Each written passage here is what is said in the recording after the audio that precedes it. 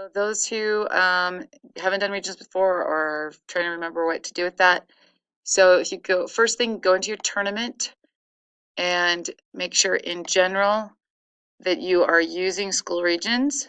Just click yes there and you'll be good there. Then come over here to entries and data. Click on data, then click over here on edit regions. You'll just add in a new region, give it a code, and then save your regions. Then when you come over here to school regions, you can go in and assign each region which one they belong to. And this is beautiful because then when you are paneling and doing, so like say I've done CrossX right now, I can click on school codes and easily see that I do not have, or not school codes, region codes, sorry. It's been a long day already. Region codes.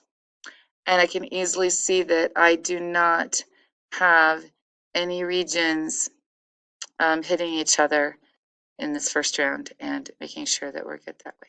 So again, just go in and make sure in your tournament settings, in the general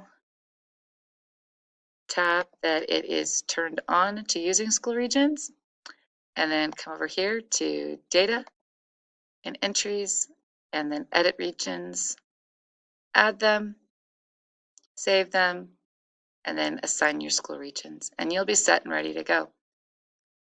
Thanks, guys. Have a good one.